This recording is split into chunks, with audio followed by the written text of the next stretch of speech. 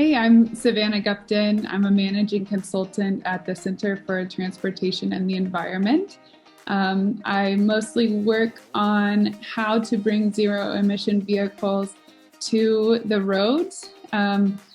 We spend a lot of time talking to people on how to pay for them, how to get them out there and rolling. The vehicle doesn't work the same as a conventional engine, and so it's really important that we make sure that these vehicles are successful because there's a lot of great air pollution benefits there. So the main driver of our work is to clean up the air. We're a mission-based nonprofit, and we just want to see these electric vehicles on the road.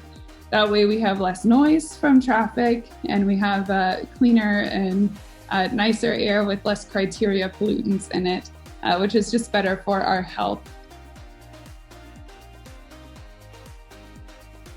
I help everybody who owns a vehicle, mostly in heavy-duty sector, so trucks, buses, in Stockton's case, these electric school buses, but also everything from the transit vehicles that you may ride around town to trucks that bring things to your doorstep. So even companies like Amazon have these electric, or working to get these electric vehicles as well, and delivery vehicles like that. So all of those trucks are driving around your space, and if they're not electric, they're putting some harmful things in there. And so that's what we do, is we try to get different vehicles on the road that clean up the air.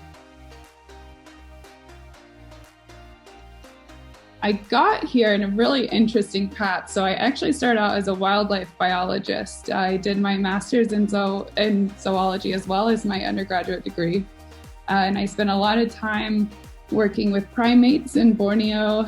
I lived in Guatemala for a couple months working on animal rehabilitation.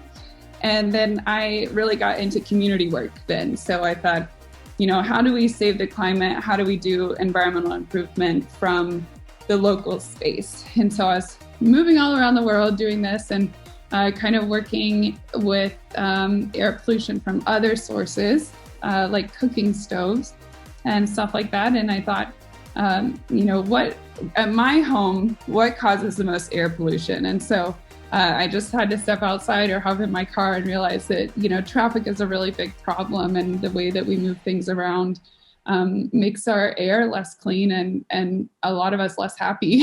And so I actually switched over from this kind of climate and environmental based conservation effort, so kind of living in the wild, working with the animals, to coming home and focusing on my community and the way I used my vehicles and the way I buy goods and stuff like that, and how does that impact the world? And so really focusing back on my own life rather than moving around the globe. And that stuff is really important too, and wildlife conservation is still a big passion of mine, but I just wanted to see what I could do specifically in my community. Your job will never feel like a job if you love it.